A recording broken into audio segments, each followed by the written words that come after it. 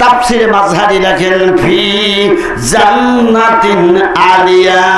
কোরআন শরীফের ভিতর আল্লাহ রাব্বুল আলামিন বলেন যারা কোরআনের সংগঠনে থাকবে ওই মানুষরা কিয়ামতের ময়দানে আল্লাহর এমন মেহমান হবে, তারা সবচেয়ে বড় জান্নাতের মেহমান হবে। জোরে বলে মারহাবা। আর যারা আছে তাদের সম্পর্কে কোরআন শরীফের ভিতরে আল্লাহ বলতেছেন এরা সবচেয়ে উঁচু জান্নাতে থাকবে। সুবহানাল্লাহ। তাহলে কেসে লাভ হচ্ছে না লোকসান? দুনিয়া দুনিয়া করে করে মানুষ শেষ করে দিচ্ছে। আমার নিজের গায়ে ওয়াজ হলি আর কয়েক ডবল মানুষ হয়, প্রচুর দুঃখের বিষয়। আমার ভাইয়ের আমার বাচ্চারা একটু খুব মন দিয়ে আমার আলোচনা, আমার আম্মা জানরা বসে বলো, তোমাদের আমল কিন্তু শুরু করে দিছি। এর ভিতরে আল্লাহর শুকরিয়া আদায় করব। এক নাম্বার হলো মা বোনদের 5 ওয়াক্ত নামাজ পড়বে, সঙ্গে তাহাজ্জুদ পড়বে। এ মা বোনেরা, 2 নাম্বার ওয়াতাআত বালাহা, স্বামীর হুকুম তোমরা পালন করবে। 3 নাম্বার ওয়াহাসানাত ফারজাহা, পর্দার ভিতরে তোমরা থাকবে। 4 নাম্বার ওয়াসামাত শাহরাহা, রমজানের রোজা রাখবে এই যে 2 মাস কয়েকদিন পর। আর 5 নাম্বার নিজের মাথার চুল দিয়ে স্বামীর পা মোবারক মুছে দিবে। 6 নাম্বার আল্লাহর নবী হুজুর পাক সাল্লাল্লাহু আলাইহি সাল্লাম বলেন স্বামী যখন ডাক দেয় জীবনের সঙ্গে সঙ্গে সাড়া দিয়ে তার কাছে যাওয়া লাগবে। আল্লাহর রাব্বুল আলামিনের নবী হুজুর পাক সাল্লাল্লাহু আলাইহি সাল্লাম বলেন এই আমলগুলো যদি আমার আম্মা জানরা করতে পারে আল্লাহ কিয়ামতের ময়দানে স্বামী স্ত্রী উযকুরু আনতা ওয়া জাউজুকাল জান্নাত, ওই ব্যক্তি, ওই পুরুষ এবং মহিলা, ওই স্বামী এবং স্ত্রী একসঙ্গে আল্লাহর জান্নাতের ভিতরে থাকবে যদি ঘরে এই আমলগুলি স্বামী স্ত্রীর ভিতর থাকে। জোরে বল সুবহানাল্লাহ। স্বামী স্ত্রী উঠে শেষ রাত্রে যখন তাহাজ্জুদ পড়বে, এ কি মজা! এর উপরে মজা আর পৃথিবীতে নাই। এটা আপনারা পড়বেন, আমরা নিজে আমল করি, আপনাদের দাওয়াত দেওয়া হচ্ছে। কারণ 5 ওয়াক্ত নামাজের সাথে যখন তাহাজ্জুদ পড়েন আপনি সব নামাজগুলির পান। এই তাহাজ্জুদ নামাজ হলো আমার নবীর সবচেয়ে নামাজ ছিলেন। ফজর নামাজ আদম নবীর, জোহর নামাজ ইব্রাহিম নবীর, আসর নামাজ হলো ইউনূস নবীর, মাগরিব নামাজ ঈসা নবীর, ঈশার নামাজ মুসা নবীর। তাহাজ্জুদ নামাজের গুরুত্ব দিয়েছে আমার নবী সুবহানাল্লাহ। পাঞ্জাগানা সহ তাহাজ্জুদ আমরা এগুলি পড়ি না বাবা, কিন্তু তাহাজ্জুদ নামাজের সময় 3টার বেলায় তাহাজ্জুদ যারা পড়বে দেখবেন কত মজা লাগে। আল্লাহ এবং বান্দা জাত সেবাস এক হয়ে যায় বাবা।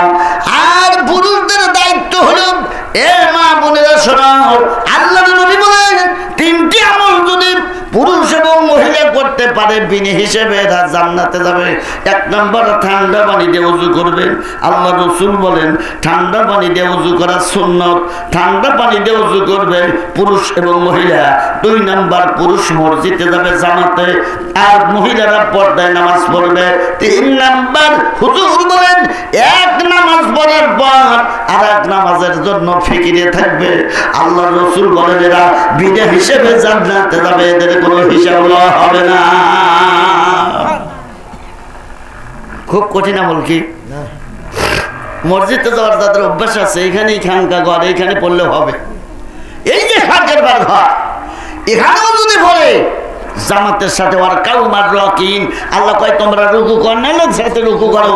জামাতে যখনই নামাজে দাঁড়ায় যান সর্বপ্রথম হুজুর বলেন খানায় কাবার ইমাম যখন যে নামাজের সময় হয়, যখন উনি দাঁড়া যায় ইন্নী ওয়াজহাতু ওয়াজহিয়া লিল্লাযী ফাতারাস সামাওয়াতি ওয়াল আরদা হানিফাও ওয়া মা আনা মিনাল মুশরিকিন, এই বলে যখন যায় নামাজে দাঁড়ায় সঙ্গে সঙ্গে আল্লাহর বেহেশত থেকে রহমত এসে ওই ইমাম সাহেবের মাথার পাত পড়ে।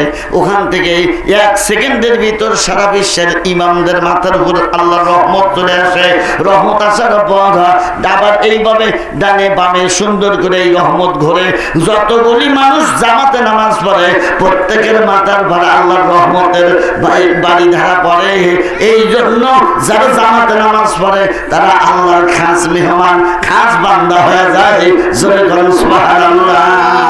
আর আল্লাহর রহমত যাদের মাথার উপরে পড়ে সারা গাঁয়ের ভিতর যারা অ্যাডজাস্ট হয়ে যাবে এই মানুষদের দেহ আগুনে পুড়বে না পুড়বে না পুড়বে না বলে কোন সুবহানাল্লাহ। জাহান্নামের আগুনে পুড়বে না আল্লাহর রহমত দিয়া যে শরীর গঠন হয়েছে পুড়বে পড়তে পারে না।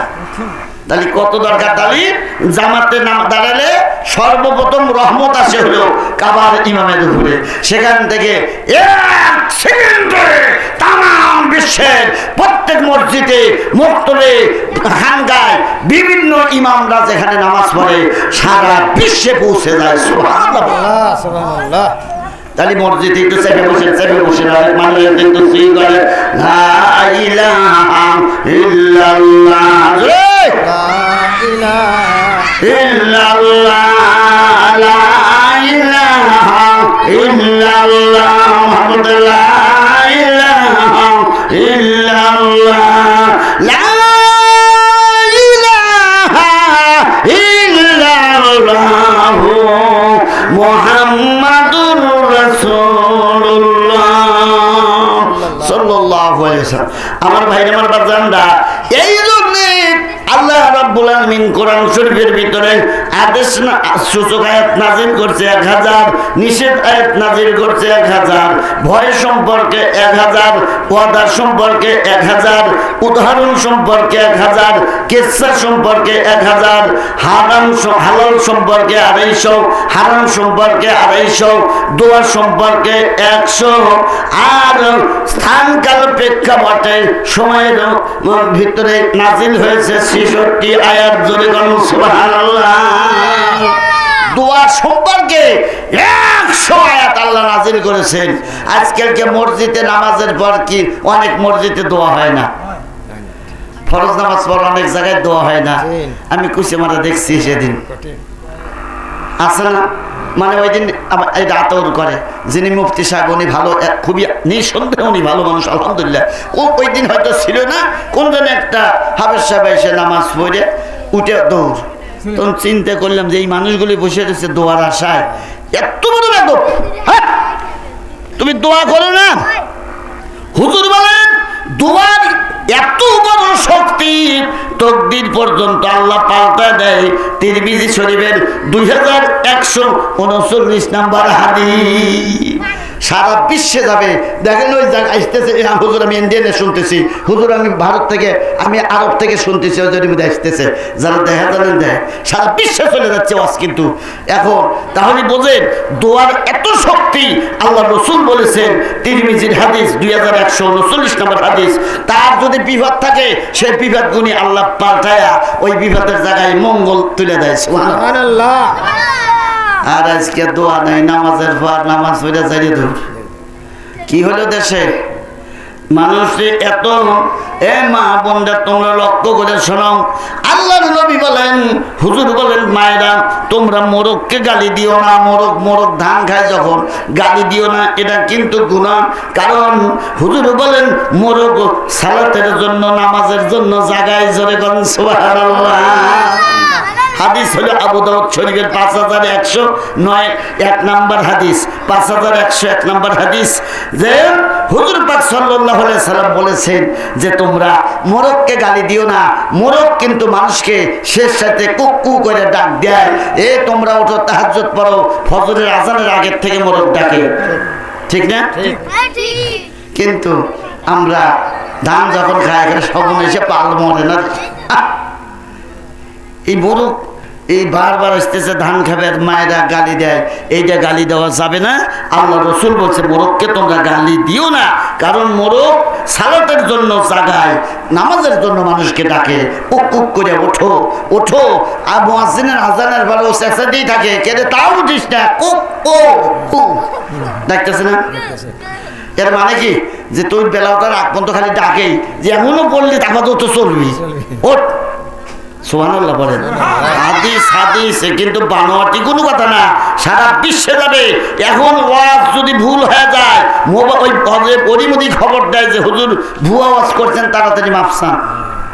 চিন্তা করছে তাহলে কি একটা অবস্থা আমার ভাইরা। এ মুসলমান ভাইরা, আমার আম্মা জানরা তোমরা বসে পড়ো, কোরআন শরীফ তোমরা বেশি বেশি পড়বে, কোরআন ভালোবাসবেন, কোরআনের মানুষদেরকে মহব্বত করো, সন্তানদেরকে একটা করে দিনই শিক্ষা দাও। কারণ একটা সন্তান হুজুর বলেন যদি আলেম ওলামা হাফেজে কোরআন হতে পারে, মা বাবার জন্য জনম দুগুণী মা বাবা দুনিয়ার থেকে বিদায় নিয়ে যখন কবরে যাবে, এই সন্তান যদি ওই মা বাবার জানাজা করে নিজের হাতে যদি কবরে রাখতে পারে, আল্লাহ রব্বুল আলামিন ইচ্ছে করলে ওই মা বাবাকে ওই সন্তান হাফেজ আলেমের কারণে আল্লাহ নাতি হাফেজ, যার কারণে মা বাবা নানা নানি দাদা দাদি আল্লাহ এদেরকে মাফ করে দিবে। কিন্তু আপনারে বা দেখা যায় যে আমার মাদ্রাসার কাছ দিয়ে অনেক মানুষ হেঁটে হেঁটে কুচিয়ে মারা যায়, তাহলে এটা ঘোনা গাড়ি জানি কিন্তু দাখিলি মাদ্রাসা, ঠিক না ভাই? ভাই ঘরে সব চাওয়ার ফল কিন্তু আমার মাদ্রাসায় দেয়, আল্লাহর কাছে জবাব দিতে পারবে। এমন মানুষ আছে জবাব দিতে পারবে না, আল্লাহর কসম। আপনি রাগ করলে আমার করার কিছুই নাই, আল্লাহ মাফ করার জন্য এই জায়গায় একটা মাদ্রাসা করে দিছে। যেভাবেই হোক যে এইটা একটা ওসিলা। ভাইয়ের বেটা আশরাফ ফোন দিয়েছে, আশরাফুল আমার খুব ভক্ত ছাত্র ছিলেন, আমার এখানে অনেক থেকে দাখিল পাস করছে। এ ভাই এই একটু করলে আপাতত কোরআনের জ্ঞানটা একটু হলেও ওই আপনি মরার পর শুক্রবারে যায় কবরে যায় একটু কাটবি। বলেন আমাদের আপনার বাড়ি বাড়ি এত ঘোরা লাগে, তারপর বাপেরা কয় কি আমার চাল বালের স্বাধীনতা, ওরা মানে কি করবে? আপনি কেমন পিতা যে আপনার কথার সন্তান শোনে না? যে সন্তান তার মা বাবার কথা না শুনে দিন ইসলাম শিক্ষা করে না, ওই সন্তানই কিয়ামতের দিন মা বাবাকে ঘাট ধরে জাহান্নামে নিয়ে যাবে। আল্লাহর কসম, নবীর মুখের বাণী। যে সন্তানকে মা বাবা ইসলামের শিক্ষা দেয় নাই, ওই বাপ মাকে ঘাট ধরে টেনে, ঘাট সজোরে লেখা আছে জোরে জোরে তাও চল তাড়াতাড়ি দোজকে পারবো তো গাড়ি চিন্তা করছেন। তাহলে ওই যে মাদ্রাসা কাজে আল্লাহ রসুল প্রত্যেক দিন মাদ্রাসায় নবী রুহু যাতায়াত করে, তাদের কি হতে পারে ভাই? কষ্ট পাবে নবী মদিনার থেকে। আপনি 3 ডের একটা দেন, তাও তো শরীক থাকলেন। আমি বলতেছি না সবাইকে দিতে হবে। আমার সাওয়ালেক আমি বাড়ি থেকে নিয়েছি, আমি অনেক থেকে আমি পাস করা, সে সাওয়ালেক আলেম করে তারপরে আবার MSc করাইলাম, মোড়ো করাইলাম, মোড়ো করাইলাম। তো অসুবিধা হচ্ছে আমি নিজে যদি করতে পারি। আর যারা আলেম লাইনে পড়তেছে তাদের রিজিকের অভাব হবে না। আমি চ্যালেঞ্জ দিলাম, এত মানুষ হাই স্কুলে পড়তেছে, এরা চাকরি খুঁজেও পাবে না। আর মাদ্রাসায় ছাত্র কম, এদের চাকরি সেটে দিবি সরকার। দেখেছি আমি করলে একই বেতন, ওনাদেরও যে বেতন আমারও সেই বেতন, এর লোক কম বেশি নেই। এইটা বুঝলো না মুসলমান। হায় রে, রিজিক না থাকলে মানুষ মানুষত্ব থাকে না, চোর হয়, বিভিন্ন ডাকাত হয়, বিভিন্ন অন্যায় করে। আর আল্লাহর দরদ দয়া হয়ে যায় যখন কোরআনের জ্ঞান একটা মানুষ নিল, তখন আল্লাহর এই কোরআন শরীফ তার পক্ষে আল্লাহর কাছে সুপারিশ করে, আল্লাহ তাকে উত্তম রিজিক দাও। সুবহানাল্লাহ। তালি ভাই আমি কিন্তু বললাম, কিন্তু অনেক বাপ মা অবজেকশন দিয়েছে, হুজুর সাওয়াল বাল কথা শোনে না। তাহলে ওই বাপ মায়ের কি অবস্থা হবে কিয়ামতের আদালতে? আমি অনুরোধ করবো আপনাদেরকে, একটা মাত্র মেয়ে হোক আর ছেলে হোক, একটা করে আপাতত আপনারা গুনাহগার দিন দাখিলি মাদ্রাসায় দিন, আপাতত অথবা অন্য কোনো জায়গায় দেন, তাতে আমার সমস্যা নাই। কিন্তু কোরআন পড়বে ফজর বেলা।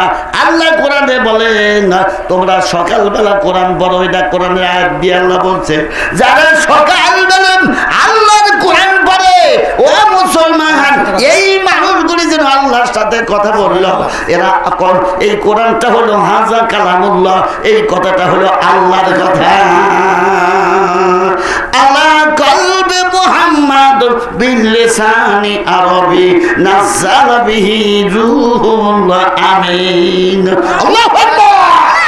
আল্লাহ বলেন আমি এই কোরআন শরীফ আল্লাহ রাব্বুল আলামিনের জমিনে ভাইরা মারবাদাল্লাহ রাসূলও বলেছেন এই কোরআন শরীফ আমার উপরে জিবরাইল আলাইহিস সালাম নিয়ে এসে আরবি ভাষায়, এই জন্য এই কোরআন যারা পড়ে তারা যেন আল্লাহর সঙ্গে কথা বলে।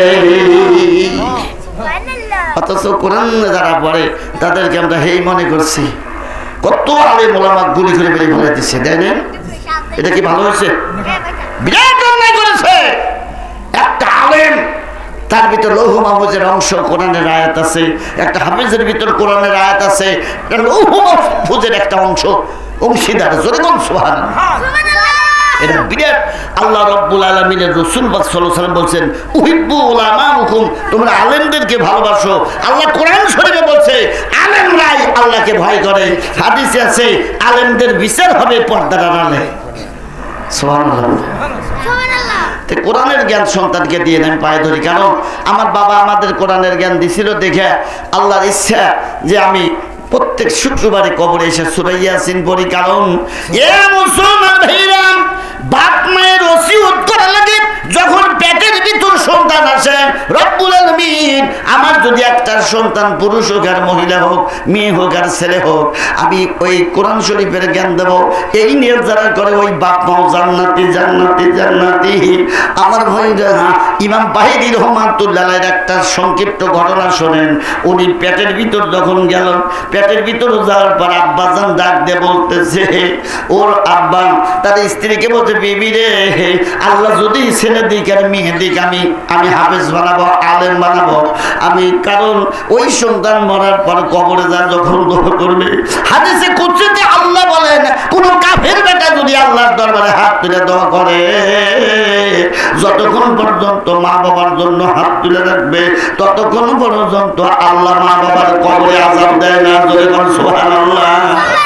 আর যদি কোন আলেম হাফেজ বেটা যদি আল্লাহর দরবারে হাত তুলে কয়, রব্বুল আলামিন আমার মা বাবা অন্ধকার কবরে আছে, আল্লাহ আমি আলেম বেটা হিসেবে আল্লাহ আপনার কাছে দয়া ভিক্ষা চাই, আমার মা বাবার কবরের আযাব মাফ করে দিই। আল্লাহ বলেন আমার বড় হক হয়ে যায় যখন কান্দে, রব্বির হামহুমা কামা রব্বায়ানি সগীরা। আবার বলেন রব্বির হামহুমা কামা রব্বায়ানি সগীরা। এ মুসলমান, এই বলে যখন বেটা বেটিরা কাঁদবে, সকালবেলা যখন আমার মিয়া কোরআন শরীফ পড়ে, কুচিয়াপাড়া কলেজ ফার্স্ট, কিন্তু আমার মিয়া কলেজে পড়ে, যদি বলেন হুজুর তাকে পড়ে, সে সহি কোরআন তাকে শিক্ষা দেওয়া হয়েছে। আর মেয়ে মানুষ হুন্ডাই করে আনায় দেখে বিভিন্ন কষ্টের কারণে পার্শ্ববর্তী মাদ্রাসার থেকে তাকে কোরআনের জ্ঞান দেওয়া হয়েছে এবং স্কুল কলেজ ফার্স্ট আল্লাহ করেছে ইনশাল্লাহ। 120 জনের মধ্যে ফার্স্ট। বেন ভালো, পর্দা ওনাকে কোনো সার দেখতে পারে না কোনোদিন। আমার মালি ভাড়া বলছে যে আমরা দেখতে পারলাম না মৌলানার মেয়ে কেমন, এখানেও তাই। কারণ সে কোরআন সুন্নাহ বাহিরে চলতে পারে না, পর্দা পুশিদা। এবং শুধু তাই নয়, আল্লাহ রাব্বুল আলামিন তাকে নামাজের এত প্রেম দিয়েছে, সকালবেলা কয়েক আয়াত হলেও কোরআন পড়ে দেখি আল্লাহর কাছে আবার দোয়া করে। আমি একদিন লক্ষ্য করলাম, আল্লাহ যাই আমল করলাম, আল্লাহ তুমি এটা আল্লাহ রসুলের পাকে সাল্লাল্লাহু পৌঁছে দাও। আমি কান লাগা চুরি এটা দেখি, মাঝে মাঝে দোয়া করে। তাহলে দেখেন তো কত ভালো থাকে, আত্মা ভরে যায়। একটা সন্তান যখন কোরআন পড়ে, মা বাবার আত্মা ভরে। আর আজকের খাটাস না, ঘুমের থেকে উঠে বেলা ওঠার পরে কুপুত্র তোর কপাল খারাপ। কারণ মসজিদের কণ্ঠে যারা আযান শুনে মসজিদে যায়, ওই মা বাবা, ওই সন্তানের মা বাবা যদি নামাজিয়া হয়, আল্লাহ ক্ষমা করে দিবে। কে ওই শোনালে বলে আজানের ধ্বনি, মর্মে মর্মে সেই সুর বাজিল, কি সমুদ্র আকুল হইল পান্নাসির ধ্বনি, কি মধুর আজানের ধ্বনি। এ মুসলমান ভাইরা, কারণ আপনার বেটা যখনই মাদ্রাসায় পড়বে, ওই বেটা তখন বুঝবে যে আমার কাউমার রাকিন জামাতে নামাজ পড়া লাগে, তাহলে তোমার বাড়িতে নামাজ হবে না, তাহলে মসজিদে যাওয়া লাগবে। কিন্তু আপনার বেটা আরবি শিক্ষা দেন নাই, ওই বেটা আপনাকে ঘাট ধরে জাহান্নামে নেবে। 1 2 নাম্বার, ওই সন্তান নামাজ পড়বে না বাবা, কালাম ভালোবাসবে না। এই জন্য আমি অনুরোধ করব, একটা সন্তান যদি কবরের মুক্তির জন্য আপনারা মাদ্রাসায় দিবেন, আমি পায়ে ধরি, আপনারা যেখানেই মাদ্রাসায় দেন, আমি বলছি না আমাদেরই দিতে হবে। ভাই আমার বাজানরা গভীর মনোযোগ দিয়ে শুনবেন সোনারা। আমি আমার আব্বাজান আমাকে বলছিল, বাবা আমি মরার পর 41 দিন পর বার দিন তুমি সূরা ইয়াসিন কোরআনে পড়বেন, কবরে পড়বে কোরআন সূরা ইয়াসিন পড়বে। বললাম যে আলহামদুলিল্লাহ, আমি 41 না এর বেশি, কয় বেশি তোমার ব্যাপার, কিন্তু 41 দিন পড়বে। কারণ আমি প্রত্যেক দিন 2-3 বার 4 বার করে আমি কবর জিয়ারত করছি প্রত্যেক দিন। আমার আব্বা যারা কোনটা যাতায়াত করছেন জানেন যে দুপুরেও দেখা গেছে, আসরক্ত আছে, ঝড়ে ভাই আছে, 12টা 1টা কিছুই নেই, সবে বরাতে রাত গোরস্থানে কাটাইছে। আমি প্রচুর দেখেছি। একটা আমার আব্বা রাত্রিতে ঘুমাইতেন না, দিনে ঘুমাইতেন, আমি নিজে দেখছি। রাত্রিতে রাত বেড়া কোরআন পড়তো। একবার কয় যে বাবা 2 খতম হইল গোল কোরআন 1 মাসে। বললাম আব্বা আপনার তো আগে না, আপনি এত তাড়াতাড়ি কি বলে বলেন? কয় না আমি খুব আগের বাড়ি। রাত বেলা কোরআন পড়ে। আবার যখনই জালসার থেকে বাড়ির যাইতাম কিভাবে দিশা ভাই হুন্ডা বন্ধ করে ঢুকবে লই, ঘরের দরজা ঢকঢক করে ওঠে, তখন গজল গায় বেটা বেটি জন্ম দিয়া, ও বেটা বেটি জন্ম দিয়া কি হইবে কাম, মরণ কালে কানে দিবে আল্লাহ নবীর নাম। আমি বলছিলাম আব্বা জান এইভাবে কেন আপনি বারে বারে আমাকে এই গজল শোনান, কারণ কি কারণ কি? ডাক দিয়ে বলছিল বেটা রে, আমি মনে করা দেই আমি মরার সময় যেন তোমরা আমার কাছে বসে সূরা ইয়াসিন বলে বিদায় দিত, আমার কানে যেন কোরআনের আলো আসতে আসতে কোরআনের কণ্ঠ শুনতে শুনতে যেন আমি মরণ বরণ করতে পারি। আমার ভাইরা, আমি নিজে জানাজা করে নিজে ধোয়া নিজে কবরে রাখছি, আমার মাকেও আমি নিজে জানাজা করে নিজেই কবরে রাখছি। বাবা আমার ভাই যে আমার বাজানরা, আমি আপনাদেরকে পায়ে ধরবো এইরকম আমার কিছুই যদিও না জানি, তবু মানুষ আমাকে আলেম বলে, আমি আপনাদের অনুরোধ করবো ভাই একটা সন্তানকে আপাতত কোরআনের জ্ঞান দেন, আপনি আখিরাতের ময়দানে মুক্তি পাবে।